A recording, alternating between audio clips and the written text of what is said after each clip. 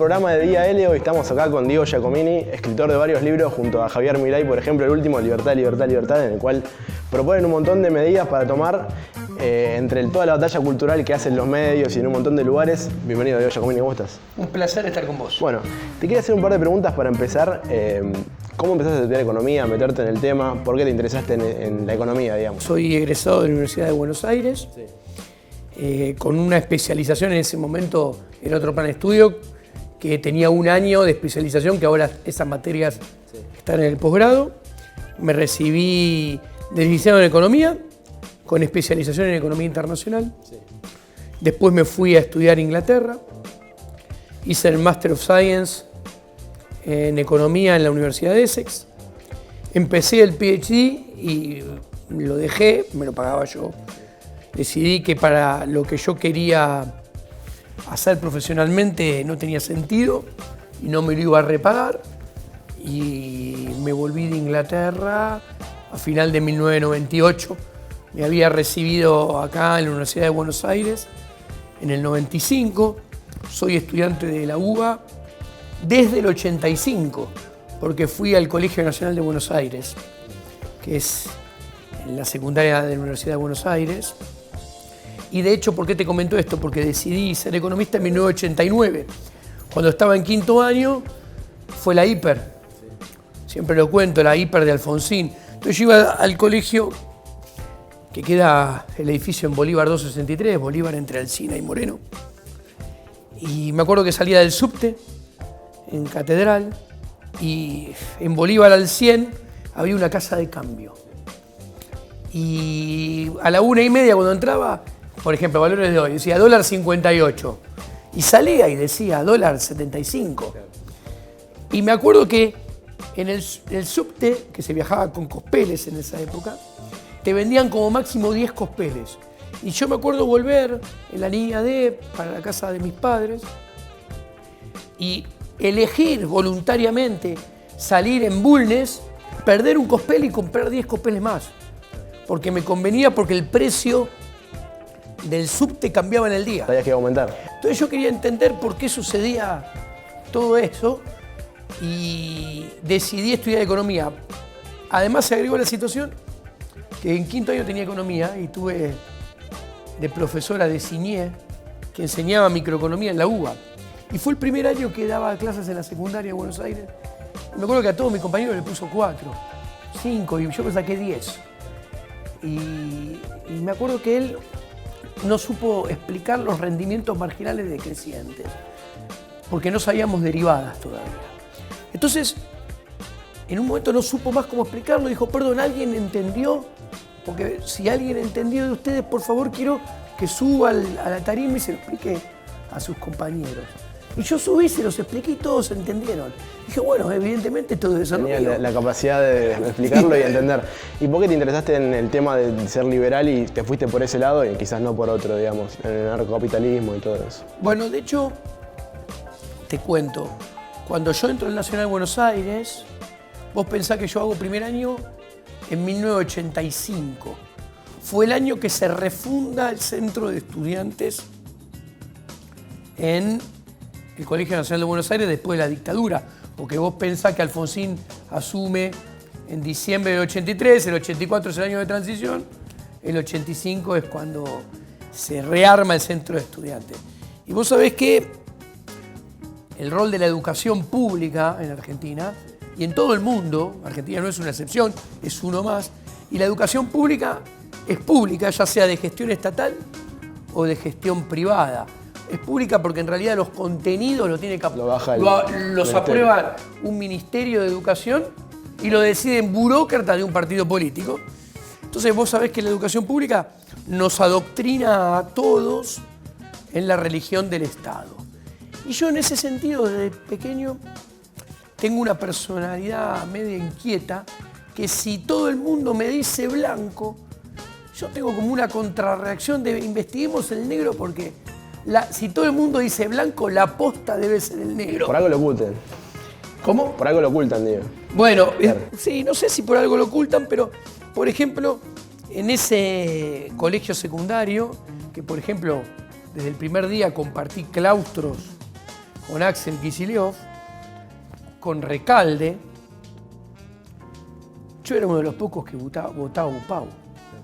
Y así es como después me incliné de manera autodidacta por la escuela austríaca, porque a ver, yo veía que en la UBA te enseñaban todo keynesianismo en un 95%, en un 5% hacían referencia a Chicago y a Milton Friedman, en un 5, en un 10, con todo furor, para presentártelos exageradamente como los malos de la película.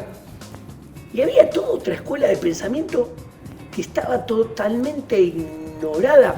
Es el día de hoy que los economistas, y acá te cuento 2 anécdotas. Sí. Yo daba dinero, crédito y bancos, que moneda es mi campo de especialización dentro de la profesión. Di muchos años, di desde el 93 que empecé como ayudante de cátedra, hasta el 2012, dinero, crédito y bancos, era persona adjunto de dinero, crédito y bancos.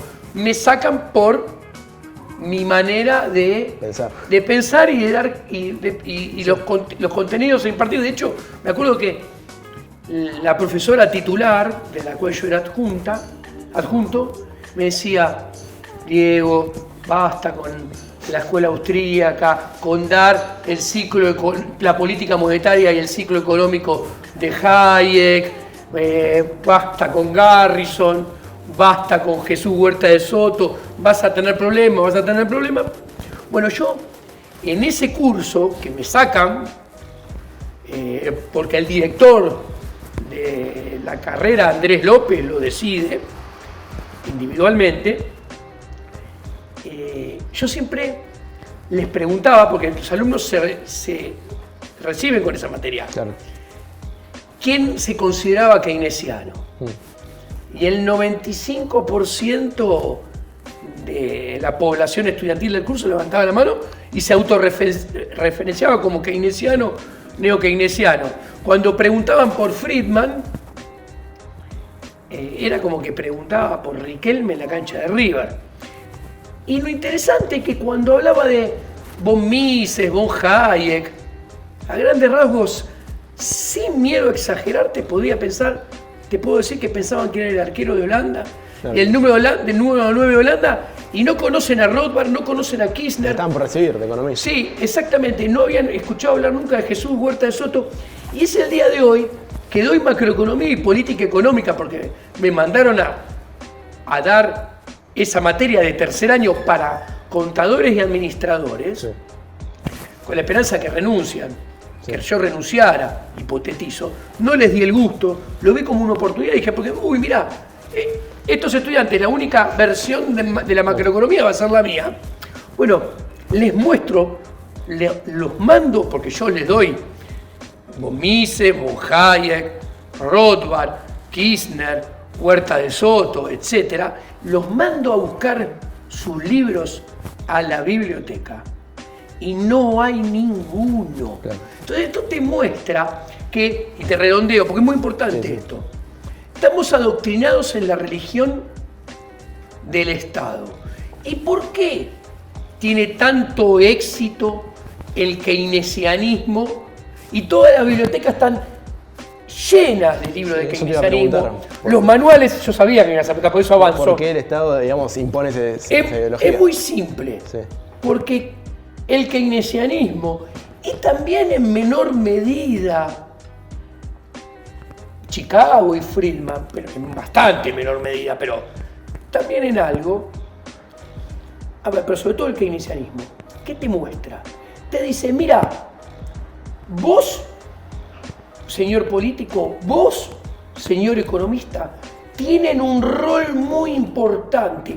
Ustedes tienen que hacer políticas económicas en pos de el bienestar social, el bienestar de la población. Ustedes son los que saben. O sea, ¿qué quiero decir? El keynesianismo empodera al político y empodera al economista. Y esto alimenta mucho tanto el ego de los economistas y los políticos como el poder.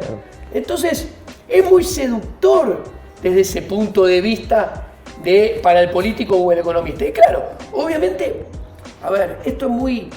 se esparce a lo largo y al ancho de todo el mundo. Sí. ¿Vos qué pensás? ¿Que van a dar esa biografía o la escuela austríaca que te dice, claro, mirá, lo mejor, vos si haces, vas a provocar daño. Cuanto más intervenga y más actúes y más intercedas en la función empresarial y en la acción humana, más daño vas a provocar. Lo mejor que podés hacer es dejar que las cosas fluyan, brindar libertad para que el libre mercado, la función empresarial, descubra, crea ideas, transmita conocimiento. No intervengas porque solamente vas a hacer el mal. Ningún político... Y obviamente la escuela austríaca, que con la función empresarial, la acción humana, desempoderan totalmente al político, claro, y al economista y juegan contra del marketing, sí, de los de nuestra, sí, profesión. ¿Y por qué crees que aún así muchos jóvenes se meten en el liberalismo y cada vez quieren más a los economistas casi como rockstars? Hoy en día tienen a Milei como su ídolo, a vos quizás también. ¿Por qué crees que pasa eso aunque el Estado impone otra ideología en contra de esa parte? Bueno, tu pregunta es muy interesante. Sí. ¿Por qué es muy interesante? Primero, ante todo, que yo vaya por la calle y saque varias selfies por día, la gente me aliente, simplemente muestra en la profundidad de la decadencia que está nuestro país. Porque, como vos dijiste, si un economista es ídolo o un economista es rockstar, como puede ser Javier, simplemente es el termómetro de lo mal que está esta sociedad y esta economía. Punto número 1. Punto número 2. ¿Por qué los jóvenes se están acercando a esta ideología? Muy sencillo. Fui a dar una conferencia hace un mes y medio a Mendoza, a la Universidad de la Aconcagua, y en una cena que tuve con los directivos de la universidad y con miembros de una fundación, me contaron que tienen hecho un estudio. Los millennials, que son los que andan por los 30, esos son colectivistas, simpatizan con el socialismo. Pero los centennials, que son los que tienen entre 15 y 25, son los que se acercan a las ideas de la libertad y a la postura anarcocapitalista y libertaria. ¿Por qué? Esto es muy interesante, porque el joven, el centennial, que tiene entre 15 y 25, tiene en su esencia, dada a su juventud, ser rebelde, rebelarse contra el status quo, cambiar la situación. ¿Cuál es el status quo en esta sociedad culturalmente decadente argentina? El status quo, lo normal, la norma, es el colectivismo atroz, es el socialismo máximo del cual estamos infectados. Entonces, rebelarse contra el sistema es luchar por las ideas de la libertad, ser libertario, ser anarcocapitalista, luchar por el individuo, colocar el individuo por arriba de lo colectivo, como decía Borges. Algún día mereceremos no tener gobierno, porque la atrocidad de la dinámica del siglo XX y lo que va también del siglo XXI es el avance sistemático, permanente y cada vez mayor del Estado, sus burócratas y el colectivismo sobre nosotros, los individuos, y nuestras libertades individuales. Bueno, vos mencionaste el anarcocapitalismo, ¿no? ¿Cómo podrías sintetizar esa idea y decir qué es para la gente, quizás que no leyó toda la bibliografía que la representa, para entender qué es el anarcocapitalismo, digamos? Hay una idea que es el faro del anarcocapitalismo, sí, que no es otra que el Estado es nuestro enemigo. ¿Por qué es nuestro enemigo? Porque el Estado es coacción. es violencia física. El Estado, ¿cómo actúa? El Estado no genera riqueza, no tiene ingresos. Entonces, ¿cómo se vale de esos ingresos? Con violencia física. ¿Cómo? Ejerciendo el aparato monopolístico del Estado, tanto para coaccionar como para legitimar la coacción y como para generar los mecanismos de castigos si no cumplís lo que él quiere. A ver, ¿cómo se financia? Con impuestos. La palabra lo dice, los impuestos son una imposición, son violencia física. Desde el vamos avanzan sobre nuestra propiedad privada, sobre el fruto de nuestro esfuerzo, sobre el fruto de nuestro trabajo, apropiándose por la fuerza del producido de nuestra creatividad y nuestro esfuerzo. Fíjate esto, qué atroz que es el Estado. Cuando hay libre mercado, todos nosotros actuamos voluntariamente. ¿Qué quiere decir actuar voluntariamente? Yo interactúo con vos en el libre mercado, que es un sistema de cooperación social, porque yo tengo que comprar mi dinero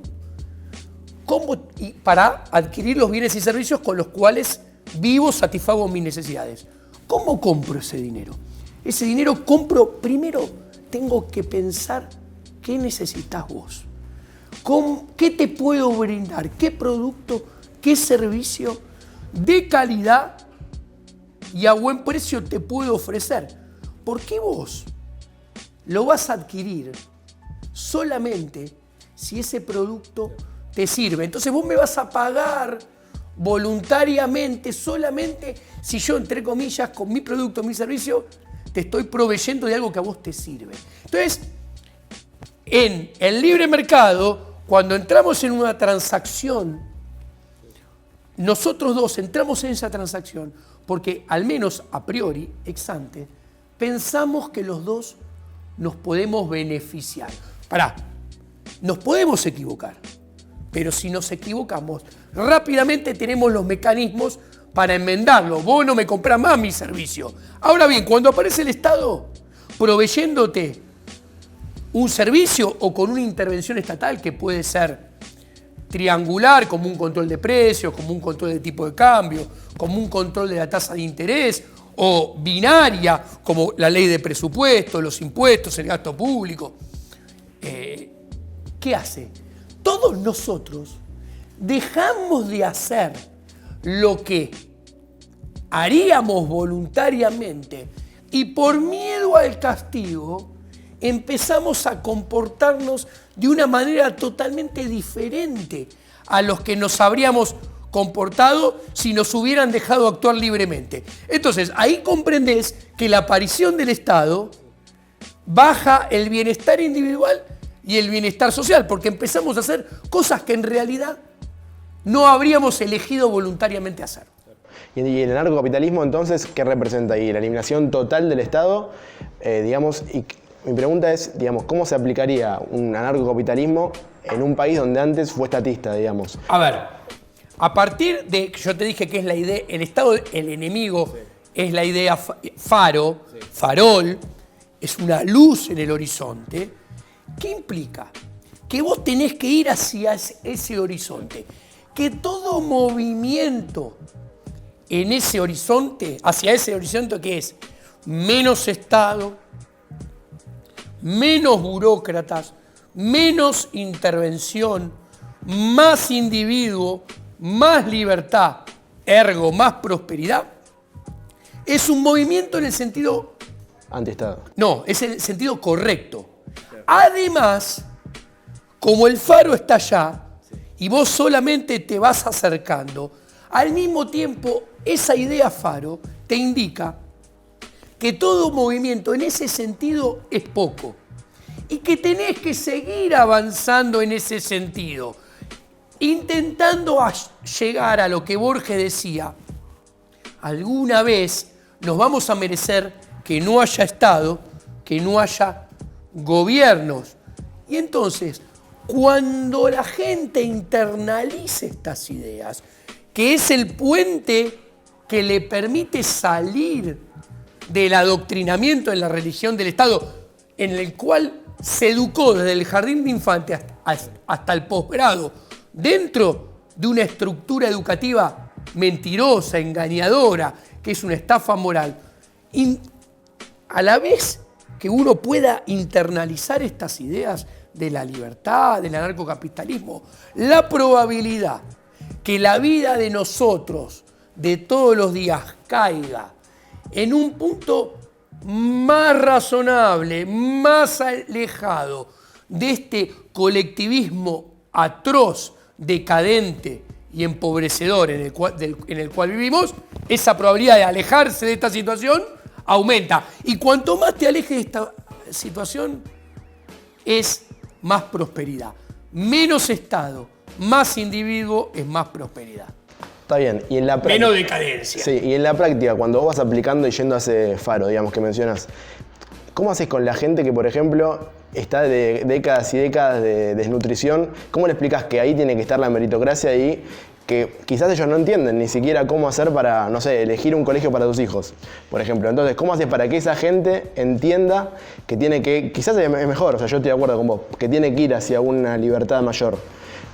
¿El Estado en un primer momento no tendría que estar con esa gente? En un primer momento yendo hacia el faro, digamos. Mirá, en Libertad, Libertad, Libertad, sí, con Javier Milei, proponemos un programa de gobierno para los próximos 4 años donde explicamos con detalle cómo hay que hacer una reforma del Estado, cómo hay que ir bajando el gasto público, en dónde hay que ir bajarlo, cuánto hay que bajarlo para poder bajar impuestos. Porque yo a esas personas les explico que ellos son pobres porque no pueden conseguir trabajo.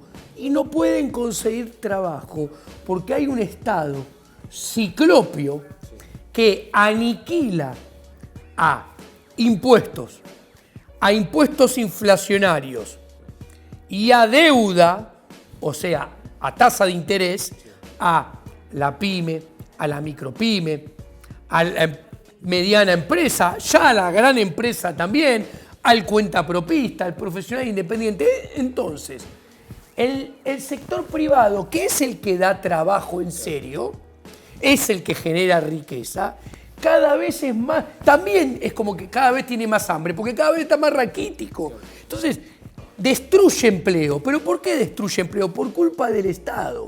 Porque, y cuando el Estado va y dice, yo creé empleo, porque hay desempleo en el sector privado, hay que explicarle que eso es mentira, que el sector público, en realidad, cuando inventa un puesto de trabajo, está destruyendo puestos de trabajo en serio en el sector privado. Porque ese puesto de trabajo que inventa no solamente genera riqueza, sino que es a expensa de más impuestos, más inflación y más deuda que tiene que pagar el independiente, la micropyme, la pyme, el cuentapropista, etc.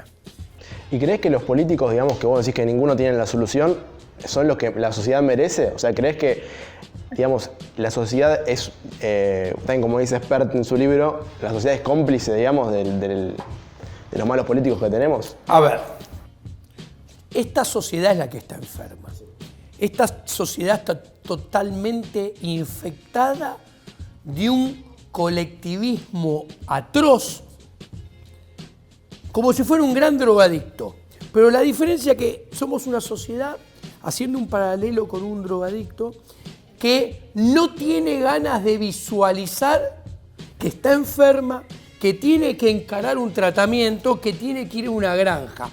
No, es una sociedad que agacha la cabeza y la mete en la tierra y la esconde y no quiere ver la realidad. Y esto lo ves hasta en los actores del sector privado. Y esto es muy interesante. Yo tengo un artículo que se llama REM, cuando los economistas son parte del problema. Vos tenés unos economistas que en su mayoría son cortesanos del poder. Entonces, ¿qué quiero decir? Uno, o tienen contratos con los políticos y con el poder, entonces no dicen las cosas como son. Dos, venden inside information del poder. Es más, viste que te dice, no, yo soy muy amigo, por ejemplo, del presidente saliente, pero también soy amigo del presidente entrante. Eso subliminalmente te están diciendo, mirá, voy a tener información privilegiada, sigan contratándome. O aspiran a ingresar a tener contratos con el Estado o aspiran a ser ministros o secretarios. Entonces, en cualquiera de estas formas, ninguno te puede decir cómo son las cosas en realidad. Bueno, y vos fíjate que estos son los economistas que siempre en el REM, desde el 2016, 2017, 2018, 2019, le vivieron pifiando. ¿Qué te quiero decir? A ver, en el 2018 la economía iba a crecer. En el 2019 después la economía se iba a reactivar. El dólar a 27 estaba bien. Después el dólar a 37 estaban bien. El dólar a 45 también estaba bien. Y el dólar a 60 es el correcto. Es más, incluso está un poquito caro. Entonces, ¿qué quiero? Vuelvo a esto. Paradójicamente, y volviendo al sector privado que te lo mencioné, cuando vas a las empresas, y acá te ves lo infectado culturalmente que estamos, eligen muchos escuchar a todos estos economistas porque prefieren escuchar el canto de sirenas que les dicen que las cosas van a ir más o menos bien y van a mejorar y no quieren escuchar la dura realidad. ¿Y sabés cuál es el problema? Hacen los planes de negocios, los presupuestos, con las variables estimadas por estos econochantas del REM que hacen estimaciones fraudulentas. ¿Por qué no quieren escuchar ni ver la realidad? Después, cuando la evidencia se lo lleva puestos como un tsunami que destroza la avenida costanera de una playa, se desgarran la vestidura porque tienen que tirar el plan de negocio, el presupuesto de su empresa a la basura. Pero son cómplices, son artífices de todo este derrotero cultural que también está en alguna medida, no por todos, pero alimentados por los comunicadores sociales, ya sea del periodismo televisivo, radial o de la prensa escrita, que viven también llamando a estos economistas cortesanos. Bueno, y hablando sobre la solución frente, si ningún político da la solución correcta, ¿cuál crees que vos es la solución correcta, digamos? No hay ningún político en la Argentina de hoy en día. No, por eso, ¿cuál crees vos que es la solución correcta, digamos? Para salir de todo esto, digamos, puntualmente, ¿qué soluciones aplicarías, digamos? A ver, yo primero ante todo creo que, y esto es muy importante, lo más importante es la batalla cultural. ¿Por qué? Porque los políticos no salen en un repollo. No es que los políticos son malos y los importamos de Marte. No, los políticos emergen de esta sociedad. Entonces son lo que son y reflejan las ideas de esta sociedad. Entonces, primero y antes que todo, hay que dar la batalla cultural. ¿Para qué? ¿Para qué? Desandar el camino del colectivismo atroz de esta sociedad que piensa que el Estado tiene que intervenir a lo largo y a lo ancho de todos los mercados, de todas las esferas sociales de nuestra economía para solucionar nuestros problemas como si fuera, escuchá lo que te voy a decir, un seguro a nuestros fracasos. Y el problema es que el colectivismo mella lo más importante que tiene el individuo, que es la confianza en sí mismo, para transformar las cosas, transformar la realidad y progresar. Ahí hay que dar la lucha, porque para mí las cosas se transforman al revés de lo que dicen los políticos. Los políticos te dicen que las cosas se transforman desde arriba hacia abajo. ¿Por qué te dicen eso? Porque eso empodera a los políticos. Yo creo que como buen liberal, yo creo que las cosas se transforman desde abajo hacia arriba, desde el individuo hacia la política. ¿Por qué? Una vez que el individuo cambie su forma de pensar, va a demandar nuevas ideas. Y una vez que demande nuevas ideas, va a tener que aparecer una nueva oferta electoral que vaya a satisfacer esas nuevas ideas. Por eso primero tiene que cambiar el individuo. Hasta que pase eso, que falta un montón, digamos, yo por lo menos lo que veo es que falta un montón de tiempo para que la gente demande un político liberal. ¿No crees que hay que meterse en política para cambiar desde adentro las cosas? A ver, ¿vos pensás que 80 años de decadencia pueden ser dados vueltas, transformados en 4, en 8? Es una quimera. Ojalá pudiera ser posible, pero te digo que no es posible. Entonces, realmente, a veces escucho a algunos liberales que se jactan y dicen, no, hay que hundirse en el barro de los políticos, de la política para transformar la realidad desde adentro. Eso es lo que quieren los políticos. ¿Por qué? Porque quieren que te metas en la política sin dar la batalla cultural para que el sistema político te chupe. Y a las pruebas me remito. Mirá José Luis Espert, el candidato devorado y cómplice. El sistema político lo dejó como una marioneta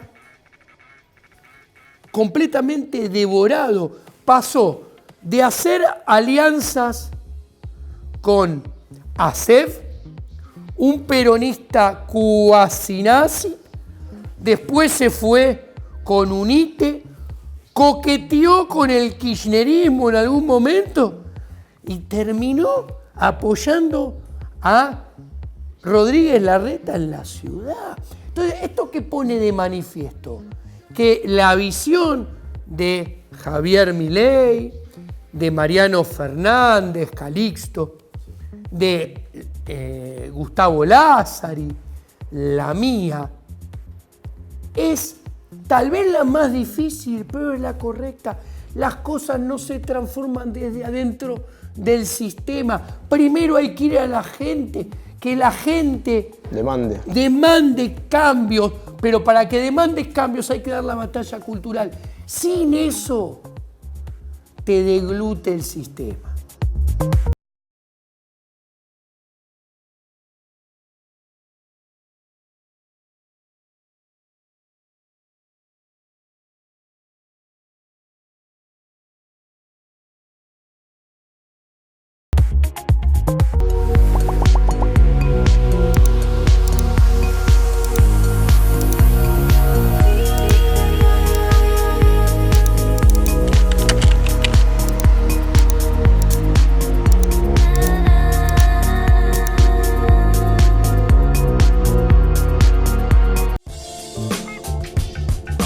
Mi nombre es Marco Fernández Suárez, soy médico neurólogo y junto a mi equipo trabajamos en la atención de personas con enfermedades psiquiátricas y neurológicas, haciendo foco en la prevención y el acompañamiento personalizado.